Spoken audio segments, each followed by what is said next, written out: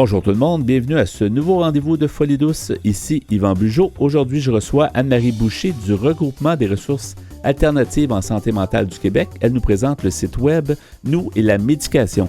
À l'espresso et à l'espresso allongé, Pierre nous amène son sujet, la Charte des droits et libertés de la personne. Notre invitée en début de deuxième demi, Diane Ongoto, nous parle d'immigration et santé mentale. Bienvenue à Folie douce. Nous sommes Folie douce. Nous donnons la parole à ceux qui n'arrivent pas toujours à se faire entendre. C'est avec plaisir que je reçois Anne-Marie Boucher. Bonjour Anne-Marie. Bonjour. Bonjour, bienvenue à l'émission Folie douce. Merci. Tu es coordonnatrice responsable des communications et de l'action sociopolitique au regroupement des ressources alternatives en santé mentale du Québec. On va le dire juste une fois. Le reste du temps, on peut dire le RRASMQ. Exactement. Oui. Donc, merci d'être là. Ça fait plaisir. C'est toujours intéressant de te recevoir et on va parler, bien sûr, d'un sujet intéressant, mais on va aussi, peut-être avant de parler de ce sujet-là, sur un site sur la médication, un nouveau site, en fait, qui est intéressant. J'aimerais ça que tu nous restitues pour les auditeurs, le regroupement, ce que vous faites, en fait. Oui, tout à fait. Le regroupement des ressources alternatives en santé mentale du Québec, je le dis deux fois.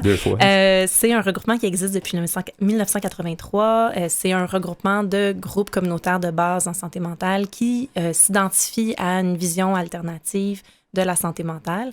Donc, c'est vraiment une diversité de groupes. On trouve autant des groupes d'entraide, des groupes qui vont faire de la promotion vigilance de droit, des ressources en hébergement qui offrent du logement, du soutien en logement, du suivi dans la communauté, des ressources de traitement. Donc, c'est très diversifié, les groupes, mais ils sont unis par une vision alternative de la santé mentale. Oui. Est-ce que tu pourrais qualifier que le regroupement, quand même, a un peu une action, si on veut, de revendication jusqu'à un certain point, et c'est important, en fait, d'en avoir une? Oui, tout à fait. Le regroupement, il s'inscrit vraiment dans le mouvement de l'action communautaire autonome au Québec. Donc, c'est des groupes qui vont agir, pour accompagner des citoyens qui sont en souffrance, qui vont offrir des différentes opportunités thérapeutiques pour aller mieux. Mais la dimension de l'action sociopolitique est importante aussi pour nos groupes et pour le regroupement parce qu'on considère que si on ne fait qu'accueillir la souffrance, finalement, on finit par s'essouffler à toujours accueillir de plus en plus de souffrance. Ouais. Alors que si on essaie d'agir sur les causes de cette souffrance-là, on peut endiguer la situation puis faire en sorte qu'on génère un mieux-être plus grand pour tous les citoyens. Fait que ça peut être d'agir autant sur des situations de violence avec d'autres groupes communautaires, des groupes de femmes, tout ça. On va agir sur la question de la pauvreté, sur la question du droit au logement, le droit à la mobilité. Donc, on va revendiquer plus largement au niveau des déterminants sociaux de la santé. Puis, on va aussi avoir des revendications qui sont plus spécifiques par exemple, face au réseau de la santé pour s'assurer que les soins et l'accompagnement soient les meilleurs possibles au sein du réseau public et répondent mieux aux citoyens. Oui, effectivement, c'est très important. Oui. Et comme on disait tantôt, on va parler d'un site intéressant qui est nouveau, qui est sur la médication, parce que la médication, depuis des années, moi, en tout cas, depuis que je fais Folie douce, on parle de médication, puis c'est souvent problématique. Donc, peux-tu nous en parler? Puis on va évidemment donner les coordonnées plus tard, mais c'est un site important qui a été lancé il n'y a pas si longtemps. Oui, tout à fait. C'est un travail titanesque, en fait, qui a été mené par un comité, le comité Nous et la médication, qui est un comité de personnes premières concernées qui ont vécu des expériences soit de diminution ou de sevrage de la médication et qui souvent ont vécu ces expériences-là en étant un peu tout seuls avec cette démarche-là, au sens où ils n'étaient pas toujours appuyés par le professionnel de la santé qui les accompagnait. Ils allaient avec l'information disponible qui était souvent en anglais. Donc, c'est des démarches qui étaient un peu à l'aveugle parfois, même s'il y avait certaines sources d'information. Et ces personnes-là, en fait, ils nous ont interpellés parce qu'ils se sont dit, nous, on aimerait créer un outil qui permettrait à d'autres personnes qui s'intéressent à cette question-là d'avoir accès à de l'information plus sécuritaire, de l'information plus juste, qui permettrait de faire un processus de manière sécuritaire. Donc, il faut savoir que c'est un site qui n'a pas la prétention de remplacer l'action d'un professionnel de la santé. Donc, c'est vraiment, je pense, une des premières choses qui est écrite sur le site. Attention, c'est pas une démarche qu'on fait seul, il faut avoir de l'accompagnement. Mais au moins, le site donne de l'information qui, parfois, va être manquante dans l'accompagnement médical. Entre autres, parce qu'il y a un tabou autour de la médication. C'est pas tous les médecins ou les psychiatres qui vont se sentir à l'aise d'aborder l'enjeu du sevrage ou de la diminution. Parfois, ils connaissent peut-être pas assez la personne qui accompagne. Parfois, ils ont l'impression que la personne ne peut pas vivre sans médication, ce qui peut être le cas pour certaines personnes, mais pour d'autres, on considère que c'est quand même un droit que les personnes puissent tenter des traitements alternatifs, tenter de diminuer ou de changer leur médication si elles sentent des effets secondaires qui sont trop pénibles avec la médication qu'ils prennent ou avec la dose qu'ils prennent. Il y a eu une époque, justement, dans les années 90, où il y avait énormément d'effets secondaires, puis la médication avait une très mauvaise réputation. Je pense que ça s'est amélioré, mais je pense qu'il y a encore des problèmes. C'est ça qu'on semble me dire. Même la plupart des gens qui nous disent, oui, c'est mieux, mais il y a encore des gens qui affrontent plusieurs problèmes avec la médication. En effet, c'est sûr que oui, il y a un travail qui est fait par les pharmaceutiques pour essayer de générer des molécules qui vont créer moins d'effets secondaires négatifs, mais reste que pour plusieurs personnes, il y a des effets secondaires qui sont négatifs et qui parfois vont miner la qualité de vie. Puis tu sais, on considère que c'est sûr que oui, diminuer les symptômes, par exemple, retrouver le sommeil, avoir moins d'anxiété, entendre moins de voix, pour certaines personnes, ça peut être la chose la plus importante. Mais pour d'autres, la diminution des symptômes va être, si on veut, va être ombragée par la quantité d'effets secondaires qui arrivent. Alors, c'est sûr que pour nous, c'est important qu'on considère la qualité de vie des personnes, que ça soit un critère important, puis que la personne elle puisse contribuer à définir c'est quoi pour elle la meilleure qualité de vie possible. On l'a vu, par exemple, avec le mouvement des entendeurs de voix. Il y a des entendeurs de voix qui vont dire, moi, ça va, je peux vivre avec les voix jusqu'à un certain niveau, mais si j'ai accès à un groupe d'entraide, si j'ai des espaces pour en parler et tout ça. Donc, c'est vraiment à la personne d'être capable de définir avec de l'accompagnement, c'est quoi pour elle la meilleure qualité de vie. Puis évidemment, pour nous, de briser le tabou autour de la médication et du sevrage, c'est aussi de s'assurer que les personnes le fassent avec de l'accompagnement. Parce que ce qu'on voit, c'est que quand il y a des professionnels de la santé qui ne veulent pas aborder la question, ne gardent pas du temps avec la personne pour aborder ça, ce qui peut arriver, c'est que la personne qui n'est pas bien avec sa médication peut se sevrer par elle-même, elle peut arrêter d'un coup. C'est pas sécuritaire de le faire ainsi. C'est vraiment une démarche qui est très, très, très, très lente. Il peut y avoir des allers-retours. Des fois, on diminue un peu trop. Il faut revenir à la dose qui était avant. C'est pas toutes des expériences qui sont positives. Puis c'est important que les gens puissent avoir de l'accompagnement. Puis peut-être, je veux pas oublier d'en parler parce que le comité a fait un travail exceptionnel là-dessus. Il y a des capsules vidéo qui ont été filmées avec l'aide d'une cinéaste qui s'appelle Marie-Hélène Panisset et qui présente justement des témoignages pour montrer qu'il y a toutes sortes d'expériences face à la médication et face aux expériences de diminution et de sevrage. Donc, c'est pas toujours des expériences faciles. C'est pas des expériences qui se concluent toujours non plus par un arrêt de la médication. Pour bien des gens, il y aura un maintien de la médication, mais au moins, ils vont arriver à une dose confort. Donc, quelque chose qui leur permet de diminuer les symptômes et de maintenir une bonne qualité de vie selon les critères que eux ou elles se donnent. Parce que dans le fond, les gens sont pas contre la médication, au contraire. Puis je pense que souvent, ça fait partie d'un amalgame de différents services, psychothérapie et autres. Un environnement plus sain aussi, pour les gens, un meilleur travail, des choses comme ça. Il y a plusieurs choses qui ont un effet sur la santé mentale. Donc, c'est ça que... C'est souvent le discours qu'on entendait il y a longtemps, c'était souvent plus, justement, très revendicateur contre la médication, alors que je pense qu'aujourd'hui, tout le monde dans le milieu, en tout cas du communautaire, je pense qu'ils sont plus conscients aussi que, je pense que faut faire attention, comme tu disais, effectivement. Puis en fait, c'est ça, le médicament fait partie d'un éventail d'alternatives auxquelles les gens devraient avoir accès. Le problème avec la médication, c'est que c'est parfois la seule solution qui est accessible parce que c'est la seule qui est remboursée ou parce que qui est rapide c'est rapide à donner ou en tout cas à prescrire. C'est ça, la psychothérapie n'est pas là, d'avoir accès à un logement de qualité, c'est pas là, donc le médicament est accessible. Fait que c'est sûr que c'est que toutes les réponses possibles en santé mentale sont pas toutes sur le même pied d'égalité. Et l'autre chose aussi avec la médication, c'est que quand il y a une prescription de médication, c'est pas toujours toute l'information qui est donnée avec la médication. Donc, c'est sûr que dans le milieu communautaire, on a développé des formations, l'AGID a développé l'autre côté de la pilule. Ouais. Donc, un souci de donner plus d'informations sur la médication. Il y a eu un guide aussi qui a été produit. Un guide sur les médicaments de l'âme. Donc, tu sais, il y a vraiment eu des initiatives, mais reste que on se dit que dans le cadre de la relation avec le médecin, cette information-là devrait être donnée, elle devrait être accessible. Donc, de savoir, quand tu prends tel médicament, c'est quoi les effets bénéfiques, les effets secondaires, si on veut se sevrer, comment est-ce que ça fonctionne, tu sais. Par exemple, les antidépresseurs vont être prescrits très facilement, mais les gens ne savent pas toujours qu'un sevrage d'antidépresseurs, ça peut être extrêmement pénible. Donc, si les gens avaient toute l'information, ils pourraient commencer le traitement en toute connaissance de cause, puis vraiment savoir dans quoi ils embarquent jusqu'à la fin. Donc, c'est un peu pour pallier à ça que le comité a lancé ce site-là qui est très, très complet. Donc, il y a de l'information très détaillée sur la médication, sur les alternatives, sur les symptômes de sevrage, sur les démarches. L'idée n'étant pas que les gens, évidemment, fassent ça tout seuls, mais aient accès à l'information puis puissent ouvrir un dialogue, peut-être mieux informés aussi avec leurs professionnels de la santé. À ta connaissance, les retours, ou en tout cas le feedback qu'on appelle par rapport au site, est-ce qu'il est bon? Puis est-ce que les gens trouvent justement de l'information. Comment ça a été perçu, en fait, le site? On a eu du feedback assez positif. Ce qui a été bien, c'est le comité a pu faire des focus groups avec des gens des ordres professionnels, par exemple, avec le Collège des médecins, avec des infirmières, des travailleurs sociaux. Donc, on a pu avoir du feedback de gens qui travaillent concrètement dans l'accompagnement à la médication. Donc, c'est sûr que oui, le feedback était positif. On le voyait comme un outil qui allait permettre aux personnes de s'approprier du pouvoir, d'avoir une meilleure participation au traitement et tout ça. Ensuite, suite au lancement du site, on a eu des appels de personnes qui étaient intéressées à avoir de l'accompagnement pour des démarches de sevrage et diminution. Puis ça, on a réalisé que c'était un besoin qui est exprimé, qui ne peut pas être comblé partout au Québec. Il y a des ressources à Montréal, par exemple, qui vont faire davantage d'accompagnement autour de la gestion autonome de la médication, mais ce n'est pas dans toutes les régions du Québec qu'on peut avoir un soutien soutenu pour amorcer une démarche de diminution et de sevrage. Il y a certains médecins et psychiatres qui vont le faire de façon très, très bien, qui vont bien accompagner les personnes. C'est une bonne nouvelle. C'est une bonne nouvelle. Il y a des belles pratiques qui se font. Puis il y avait d'ailleurs un psychiatre qui a participé au lancement pour parler de la manière dont il accompagnait les personnes.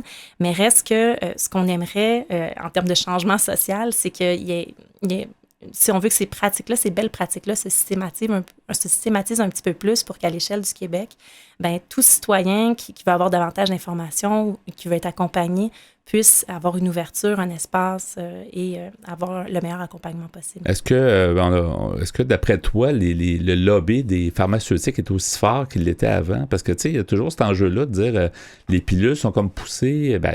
On pense pas qu'on vit dans la fiction, là, souvent, ça peut être ça. Donc, qu'est-ce qu'il y en est, justement? Parce que des fois, c'est ça qui fait en sorte que c'est difficile, entre autres pour les médecins, peut-être de promouvoir cet arrêt-là, ou en tout cas le certain sevrage pour les gens. Mais c'est sûr que l'industrie pharmaceutique, oui, c'est un gros lobby, il y a des gros intérêts financiers dans la médication psychotrope. Puis ce qui est intéressant pour les pharmaceutiques avec la médication psychotrope, par exemple avec les antidépresseurs, c'est que c'est une molécule qui est prescrite assez facilement à une grande quantité de personnes et qui est très difficile à arrêter. Fait que ça peut être une médication finalement que bien des gens vont se retrouver à prendre toute leur vie. Fait que c'est sûr qu'il y a peut-être un certain intérêt. Là, moi, j'ai pas fait enquête, là, je suis pas une journaliste d'enquête, mais il y a peut-être un certain intérêt à ce que l'information sur le fait que la diminution peut être difficile, elle est pas... Ils vont pas mettre ça de l'avant dans leur publicité, c'est évidemment, dans leur présentation des molécules. Et il y a peut-être un certain intérêt aussi à pas trop outiller les médecins par rapport à l'information sur la diminution. Donc, finalement, c'est des recherches indépendantes, des chercheurs qui vont développer une expertise là-dessus, qui vont générer des connaissances parce que c'est pas nécessairement l'industrie pharmaceutique là, qui va sortir des guides pour une diminution sécuritaire et tout ça. Là. Et sur le site dont on va donner l'adresse dans quelques instants, en fait, on peut retrouver aussi, j'imagine, on trouve des trucs, mais on trouve probablement de l'information sur... qu'est-ce que c'est les effets de la médication? Qu'est-ce que c'est un sevrage? J'imagine que les gens peuvent avoir une idée claire de ce qu'ils vont faire s'ils entament une procédure. Oui, c'est sûr, l'information n'est pas complète parce qu'on est vraiment allé avec l'information vérifiée, la meilleure possible qu'on a pu trouver. D'ailleurs, l'AGID, SMQ, là, les groupes d'intervention en défense des droits nous ont fourni le matériel de la formation de l'autre côté de la pilule. Donc, toute l'information sur chaque molécule et tout ça, on a pu la mettre en ligne grâce à l'AGID.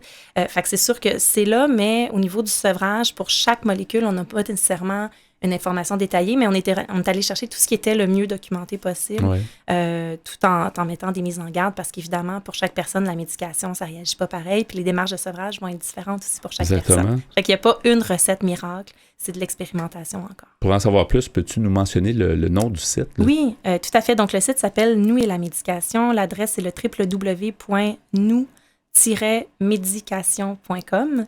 Il y a aussi une version anglaise qui a été mise en ligne dernièrement, donc le site est bilingue. Et pour les gens qui voudront en savoir plus aussi sur le regroupement des ressources alternatives en santé mentale, on a un site web, c'est le www.rrasmq.com.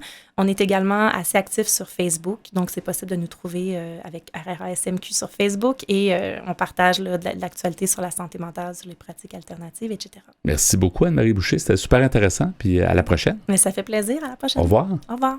Vous aimez gazouiller? La bonne santé mentale vous titille? Suivez Folie Douce Radio sur Twitter. Nous voici maintenant rendus au bloc Espresso. Bonjour Pierre Laporte. Salut Yvan. Alors aujourd'hui, tu nous parles la Charte des droits et libertés de la personne, une grande charte, finalement, Oui. quelque chose de très important pour nous. Un domaine assez large. Ouais. En fait, c'est la charte simplifiée.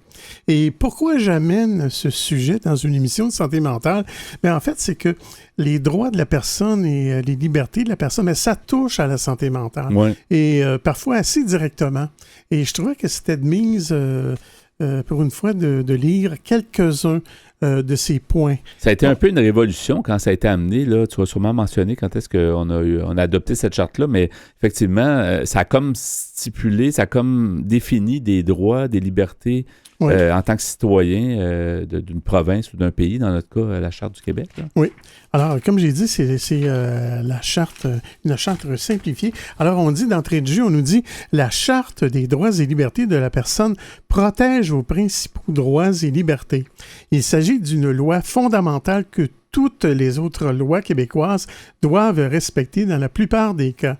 Bien que la charte soit essentielle au bien-être général, elle n'est pas pour autant facile à comprendre.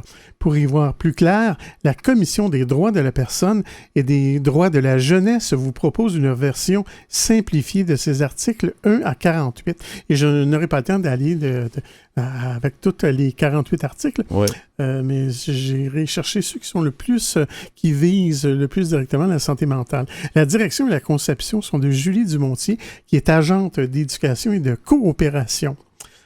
On nous dit, par exemple, premièrement, que vous avez le droit à la vie et à la sûreté. Le droit à la sûreté vous protège, entre autres, contre les menaces d'agression physique et contre les agressions physiques elles-mêmes. Il protège aussi votre sûreté psychologique et oblige les autorités à mettre en place des services de police, de premiers soins et de sécurité incendie. Ouais. Ça, c'est des choses qu'on prend pour acquis. Oui, on a tendance à oublier ça, mais effectivement, on a le droit d'être en sécurité. C'est pas un luxe, là. On a le droit d'avoir ça. Exactement, oui. Deuxièmement, on a le droit à l'intégrité. Le droit à l'intégrité vous protège, entre autres, contre les actions et les situations qui peuvent avoir des conséquences physiques, psychologiques ou émotives importantes sur vous. Il vous permet, par exemple, d'accepter ou de refuser des soins de santé. Mm-hmm. C'est important. Le droit d'accepter, on a le droit aussi de refuser des soins de santé. C'est vrai. Autant en santé mentale qu'en santé physique. Oui, oui. Vous avez le droit à la liberté. Le droit à la liberté vous permet, entre autres, d'agir et de prendre les décisions fondamentales qui vous concernent sans subir de pression extérieure. Vous avez le droit d'obtenir de l'aide si votre vie est en danger. À l'inverse, vous devez aider une personne dont la vie est en danger. Vous devez l'aider de manière immédiate, c'est-à-dire sans attendre, sauf si la situation est dangereuse pour vous ou pour une autre personne. Dans ce cas, vous devez appeler des secours. Et certaines personnes vont quand même aider quand c'est dangereux. On en entend souvent des cas un peu d'héroïsme, là, mais c'est pas recommandé toujours, mais des fois, dans la situation, les gens le font. Là. Oui, en autant que c'est possible. Ouais. Et vous avez les libertés suivantes. La liberté de conscience. Vous êtes libre de choisir les valeurs, les convictions et les principes qui guident votre vie. La liberté de religion, il s'agit essentiellement de votre droit d'avoir les croyances religieuses de votre choix, de les pratiquer et de les exprimer sans crainte ni représailles. Vous avez aussi le droit de ne pas pratiquer de religion. L'État ne peut pas imposer une religion à la population et ne peut pas favoriser une religion plus qu'une autre. Ce qui n'est pas le cas, bien sûr, dans d'autres parties du monde. Non, c'est sûr. Vous avez aussi la liberté d'opinion. Vous êtes libre de penser ce que vous voulez. Vous pouvez exprimer les mêmes opinions que d'autres personnes ou avoir des opinions contraires. Vous avez aussi la liberté d'expression. La liberté d'expression est très large et vise plusieurs manières d'exprimer vos idées et vos opinions. Dans les arts, par écrit, par le discours, le piquetage en cas de grève, etc. Elle vous permet, par exemple, de critiquer une religion ou une opinion politique. Elle vous donne aussi le droit de connaître et d'entendre les idées et les opinions des autres personnes. C'est un peu ce qu'on fait ici à l'émission Folie Douce. Dans le fond, c'est un droit. Les gens ont le droit de s'exprimer, donner leur point de vue sur la santé mentale, sur les soins. Ouais. On a le droit de critiquer le gouvernement. C'est pas dans tous les pays qu'on peut faire ça. Les gens, justement, des soins qu'ils reçoivent en santé mentale. Sûrement Exactement. Mais tu vois, ici, on nous dit on a le droit de critiquer une religion, mais on ne peut pas empêcher les gens de choisir leur religion et de la pratiquer. Et il y a une petite variante. On peut critiquer, mais on ne peut pas non plus... on ne peut pas être consciemment de mauvaise foi en parlant de religion. Ici, il y a comme une zone grise, il faut faire attention. Mais... On a aussi la liberté d'association. La liberté d'association vous permet de faire partie d'une association, par exemple, un syndicat ou un club de golf. Elle vous permet aussi de quitter une association si vous ne voulez plus en faire partie. La liberté d'association protège le droit de grève d'un syndicat, par exemple. Quatrièmement, vous avez le droit au respect. Le respect de votre dignité. La dignité, c'est le respect que mérite chaque personne en tant qu'être humain. Ouais. Vous avez le droit au respect de votre honneur et de votre réputation. Le non-respect de votre droit à la réputation et à l'honneur peut prendre différentes formes. Il peut, par exemple, s'agir d'une personne qui publie de fausses informations à votre sujet. C'est ce qu'on appelle la diffamation. Et je reviendrai un peu plus tard très intéressant, dans l'émission si tu me donnes le droit. Ah oui, certainement, on a le droit et la liberté de le faire, Pierre. Donc, la Charte des droits et libertés plus tard à l'émission.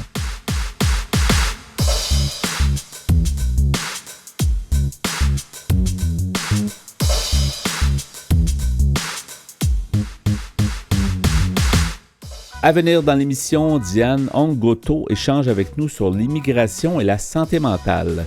À l'Espresso allongé, Pierre Laporte poursuit avec son sujet « La Charte des droits et libertés de la personne ». Vous voulez échanger avec nous? Vous désirez participer à l'émission? Notre site web est antenne.qc.ca.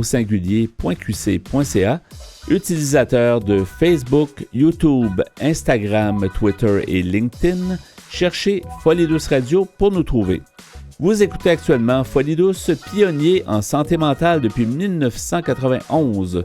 Folie Douce, une communauté, une radio.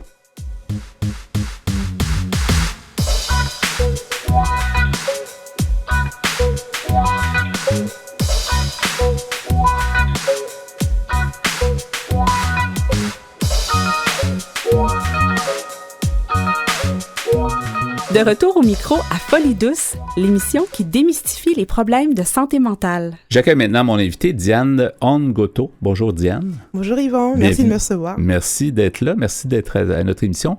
Tu es une immigrante ici au Québec depuis seulement 5 ou 6 ans, ça fait quand même... bientôt 5 ans. 5 ans, donc c'est quand même récent. D'abord, on va parler aujourd'hui de santé mentale et d'immigration. En fait, ce que tu as vécu, tu as immigré de ton pays, tu as immigré ici. Mm-hmm. Il y a des problématiques de santé mentale qui peuvent en découler. Mais j'aimerais que tu me parles un peu de ton histoire. Tu viens d'où d'abord? De quel pays tu viens? Alors moi, originalement, je viens du Congo. OK. Du Congo, Brazzaville, parce qu'on distingue les deux en général. C'est que le Congo-Brazzaville, c'est un peu l'ancienne colonie française. Okay. Parce qu'après, il y a aussi le Congo, qui est la République démocratique congolaise, dont on entend un petit peu plus parler, qui est une ancienne colonie belge. En fait. OK, d'accord. Donc moi, je suis née là-bas, mais je suis arrivée en France, j'avais 9 mois, j'étais bébé.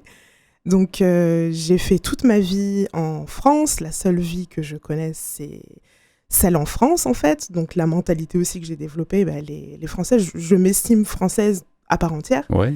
Donc, voilà, j'ai vécu jusqu'à mes 32 ans. Donc tu as immigré de France à ici, donc, finalement. De France à ici, c'est oui. Ça. Et pourquoi immigrer au Québec? Ça, je dois avouer que c'est déjà le fait de vivre ailleurs. Depuis toute petite, j'ai toujours été attirée par le fait d'aller voir ailleurs ce qui se passe de l'autre côté, à l'extérieur de ma vie, de ce que je connais, en fait. J'ai toujours été curieuse de ça. J'ai juste besoin de raconter cette petite anecdote, c'est que quand j'étais petite, j'oublierai jamais, c'était à l'école primaire, je me souviens, on avait appris un mot qui était le mot cosmopolite. Et en fait, on avait mis une petite image comme ça du Canada. La phrase, c'était « cosmopolite », c'est « au Canada, il y a des villes cosmopolites où il y a plusieurs personnes de différentes nationalités. » Bien sûr, c'est le cas aussi en France. Mais en fait, l'exemple était à l'école, c'était ça t'a sûrement marqué. C'était ça. Là, Oui, ça m'avait beaucoup marqué. En fait, ce qui m'avait marqué, c'était ça. Puis l'image, c'est un peu caricatural, mais l'image d'une ville enneigée. Et j'étais captivée par ça, par le fait que ça soit complètement englouti sous la neige, en fait. Donc je me suis dit, waouh, donc ça c'est vraiment une image que j'ai gardée petite, où je me suis dit, je veux vraiment aller voir ce pays un jour où tout est blanc. Oui, pour voir ce que ça ressemble à quoi. Puis des fois, on réalise pas si c'est froid, c'est pas froid, c'est quoi la neige. On a l'impression que c'est de la ouate ou je sais pas, mais oui, c'est ça. Le toucher de la neige, c'est autre chose. Puis surtout quand on est enfant, là, l'imagination, enfin, je pense, va encore plus loin. Donc on s'imagine toutes sortes de choses.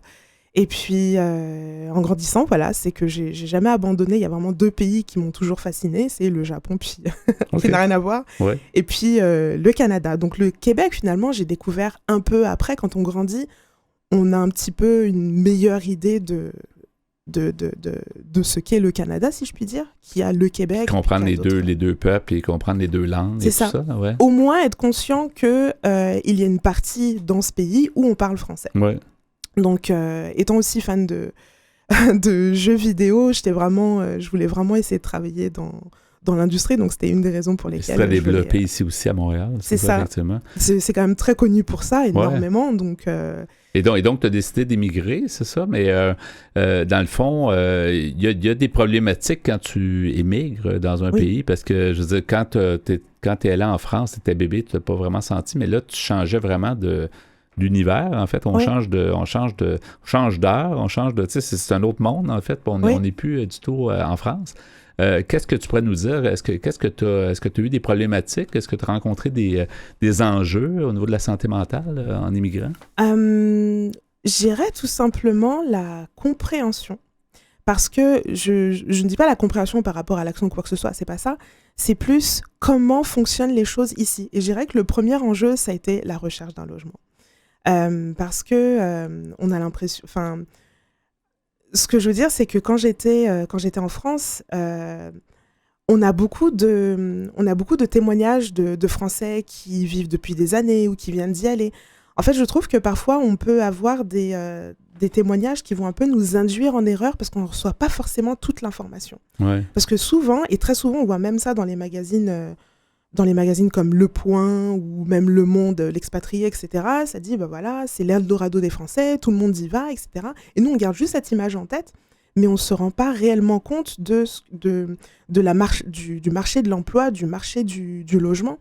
Ouais. Donc, on a vraiment découvert le processus d'une recherche d'appartement en arrivant sur place. Parce que beaucoup de gens disent, tu vas voir, c'est facile, c'est pas compliqué, c'est moins compliqué qu'en France, etc. Mais oui, effectivement, on ne demande pas de caution, enfin normalement non.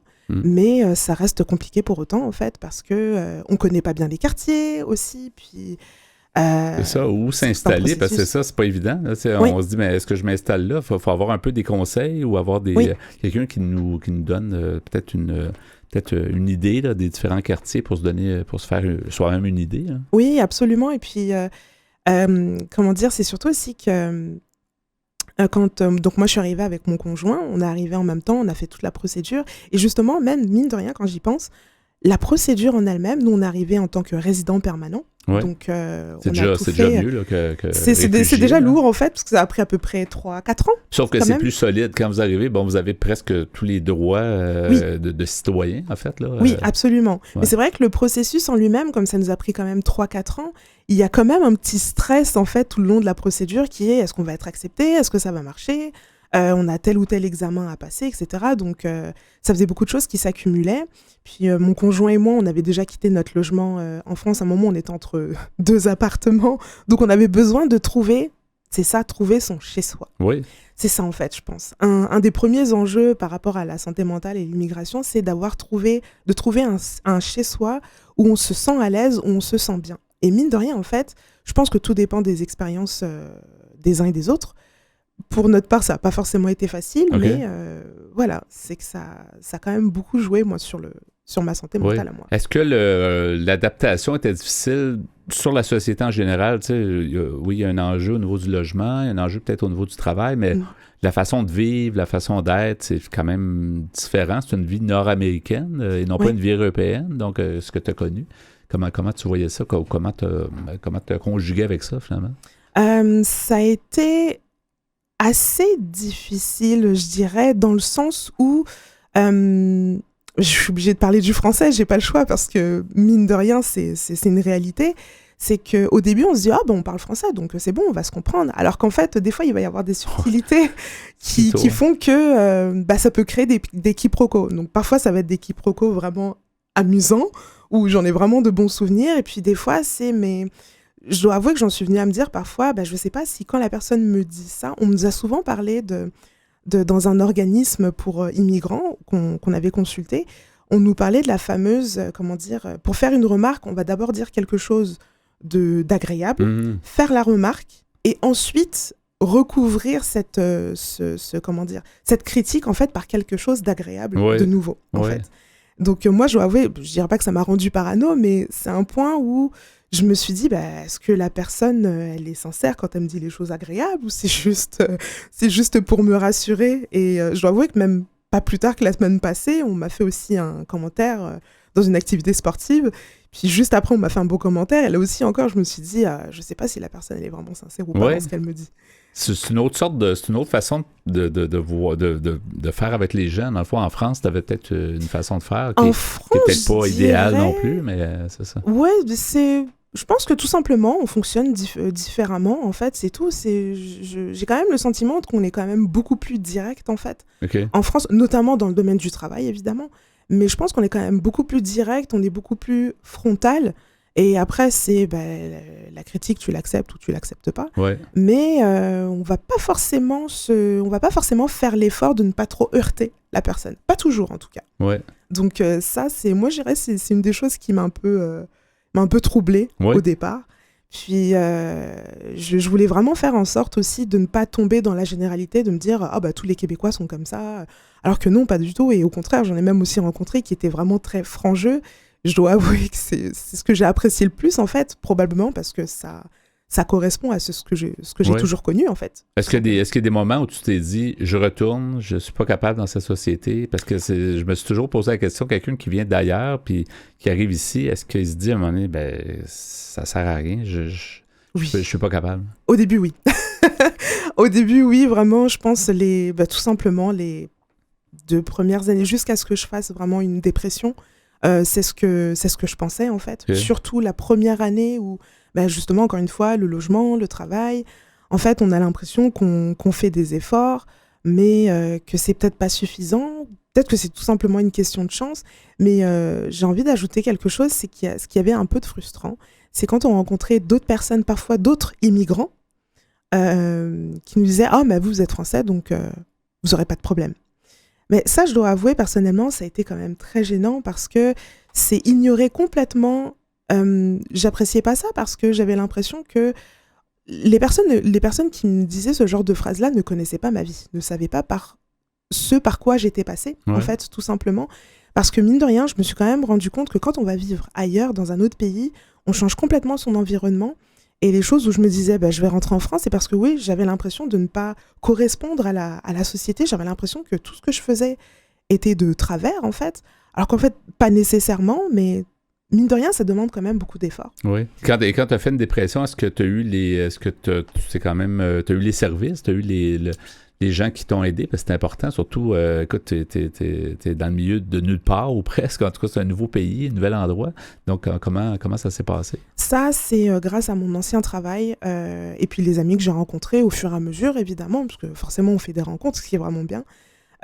C'est vraiment mes anciens collègues que je remercie, qui m'ont énormément soutenue et qui m'ont dirigée vers des centres de crise. Ouais. Et je dois avouer que, mine de rien, autant ça n'a pas été facile, et puis même aussi, avant de continuer de répondre, j'aimerais ajouter ça, c'est que même pour ceux qu'on quitte dans le pays où on se trouve, ils pensent que tout va bien. Enfin, les personnes ne se rendent pas réellement compte de la réalité, en fait. Oui, des enjeux que tu rencontres, puis des espèces de stress que tu vis, tu vois. Oui, absolument. Donc, par exemple, moi, je sais qu'avec mon grand frère, quand je lui expliquais, je sais que lui aussi voulait absolument venir. Mm-hmm. Quand je lui expliquais, voilà, il y avait des choses difficiles. En plus, moi, j'avais des problèmes avec ma banque et tout, mais il me disait, c'est pas grave, c'est des petits problèmes, ça, c'est rien. Alors que c'est vraiment ignorer les ressentis des difficultés qu'exprime une personne.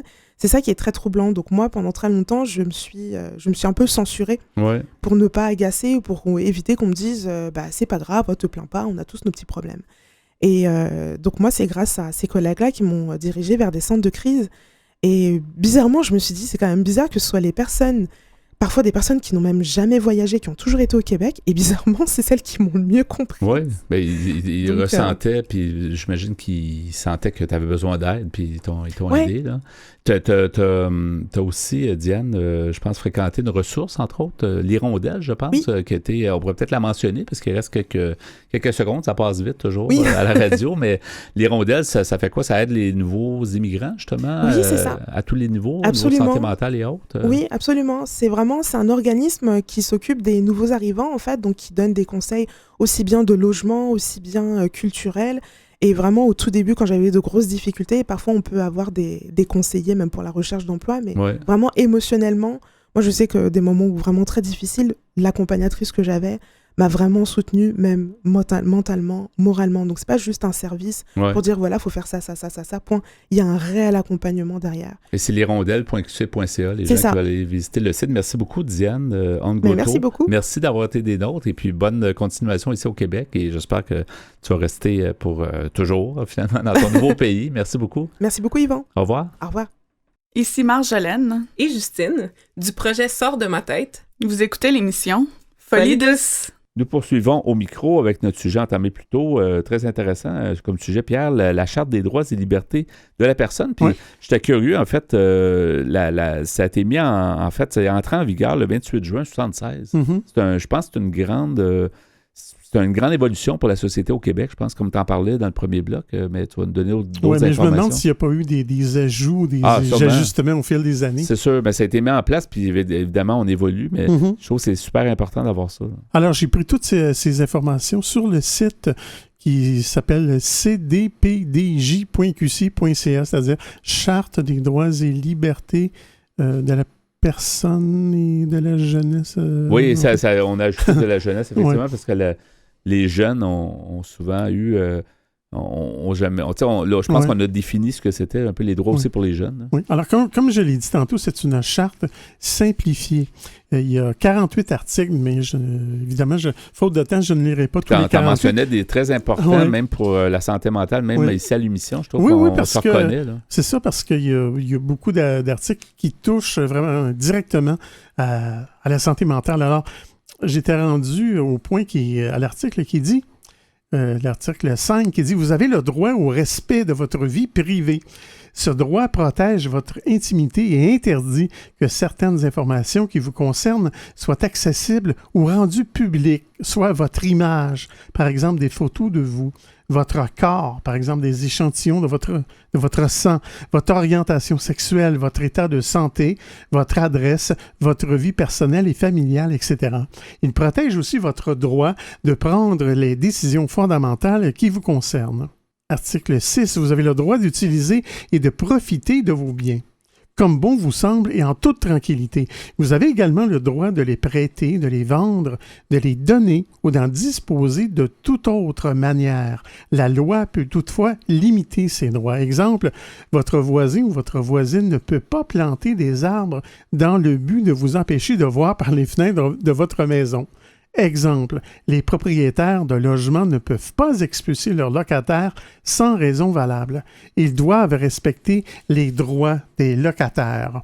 7e article, une personne doit obtenir votre autorisation avant d'entrer sur votre terrain ou dans votre domicile. Autrement dit, tu ne peux pas frapper à la porte puis là tu rentres. Là. Non. Et même, étonnamment, même les policiers ne peuvent pas entrer dans un domicile sauf s'ils ont une raison valable d'intervenir. Mais ça devient un lieu... c'est un lieu sacré, en fait, le domicile. On a le droit on a le droit de savoir qui rentre pas, et on a le droit de dire tu rentres ou tu rentres pas. Ah oui, mais les policiers, moi j'ai remarqué ça, ils vont demander la permission d'entrer. Oui, à part s'ils ont une raison valable. Oui. Alors on nous dit, si la personne s'y trouve déjà, vous pouvez exiger qu'elle parte. Vous pouvez autoriser la personne de façon claire ou de façon sous-entendue, par exemple. Vous lui ouvrez la porte et la laissez entrer. La police doit obtenir votre autorisation ou celle d'un tribunal avant d'entrer dans votre maison ou votre logement. Il existe toutefois des exceptions, par exemple, en situation d'urgence, comme tu le disais tantôt. Ouais. Article 8. Il faut aussi obtenir son autorisation pour prendre un objet qui s'y trouve.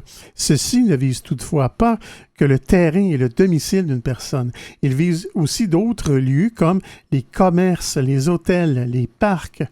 les restaurants, les cinémas, les théâtres, les terrains de camping, etc. Moi, effectivement, je me verrais mal entrer dans un restaurant puis prendre le cendrier. Partir avec, sans demander la permission, ce serait un vol. Ouais, c'est exactement. Non, mais comme tu disais tantôt, on prend pour acquis ça, mais on est tellement chanceux comme société évoluée d'avoir... C'est pas tous les pays dans le monde qui ont ça, puis je trouve qu'on... On prend ça pour acquis. On réalise pas, puis des fois, on connaît pas tout à fait les droits, c'est bien que tu les rappelles. Là. Oui. Article 9. Certaines personnes doivent respecter le secret professionnel, c'est-à-dire qu'elles doivent conserver la confidentialité des renseignements que vous leur donnez dans le cadre de leur travail. Ces personnes n'ont pas le droit de dévoiler vos renseignements, même devant les tribunaux. Vous pouvez toutefois les autoriser à le faire. La loi peut aussi les obliger à dévoiler vos renseignements dans certains cas. Les tribunaux doivent en tout temps s'assurer que le secret professionnel est respecté. La loi oblige plusieurs personnes à respecter le secret professionnel. Il s'agit, entre autres, des membres d'un ordre professionnel comme les avocats ou avocates, les notaires, les médecins, les psychologues, etc., des prêtres et d'autres ministres du culte. Les renseignements que vous donnez à une personne qui est membre d'un ordre professionnel ou ministre du culte ne sont pas tous protégés par le secret professionnel. Par exemple, les renseignements que vous partagez entre amis autour d'une table ne sont pas confidentiels, même si vos amis sont médecins. En effet, de telles confidences doivent être faites dans le cadre d'une relation professionnelle pour être protégées. La loi oblige parfois le dévoilement de vos renseignements personnels. C'est entre autres le cas lorsque des renseignements confidentiels pourraient sauver une vie, par exemple. C'est sûr. Oui, par exemple. Ou mettre quelqu'un en danger. C'est ça, effectivement, mettre quelqu'un en danger. C'est comme, par exemple, le comportement suicidaire d'un patient ou d'une patiente. Là, on peut dévoiler parce que c'est pour son mieux, c'est pour son bien. En fait. Exactement. Ouais. Article 10, vous avez le droit à l'égalité. C'est-à-dire que les droits et les libertés de la Charte vous protègent comme toute autre personne, peu importe qui vous êtes. On ne peut donc pas se fonder sur certaines de vos caractéristiques personnelles pour vous empêcher d'exercer pleinement vos droits ou vos libertés. Ce droit à l'égalité vous protège contre la discrimination qui se fonde sur les caractéristiques personnelles suivantes. C'est ce qu'on appelle les motifs interdits de discrimination, comme la race, la couleur de la peau, l'origine ethnique ou nationale. La race est une manière de classer les humains selon des critères physiques ou culturels. Alors, je vais m'arrêter ici. J'invite les gens qui sont intéressés d'aller sur le site pour consulter davantage. En cherchant la Charte des droits et libertés de la personne, c'est fort intéressant. Merci Pierre pour ce sujet. Vous souhaitez écouter l'émission Folie douce au moment qui vous convient le mieux? Branchez-vous sur notre site web pour accéder à notre canal radio sur YouTube, antenne.qc.ca, antenne.qc.ca. Quelques mots avant de terminer ce rendez-vous. Donc, merci beaucoup, Pierre Laporte, à la mise en onde. Bienvenue, mon cher. Et merci également pour tes blocs Espresso et Espresso allongé, où tu nous as rappelé l'importance de la Charte des droits et libertés de la personne. Toujours intéressant de relire et d'avoir bien conscience des droits que nous avons. Merci beaucoup pour ça. Notre invitée en début d'émission, Anne-Marie Boucher, était des nôtres. Elle est du regroupement des ressources alternatives en santé mentale du Québec. Elle nous a présenté le site web Nous et la médication. Notre invitée en début de deuxième demi, Diane Ongoto, a échangé avec nous sur son expérience personnelle, immigration et santé mentale. Donc, elle a vécu, elle est immigrante quand même depuis quelques années seulement. Elle a vécu des enjeux de santé mentale. Alors, c'était intéressant de la recevoir avec nous. Merci beaucoup tout le monde. C'est Yvan Bugeaud à l'animation. Bonne semaine à tous et à la prochaine. Au revoir.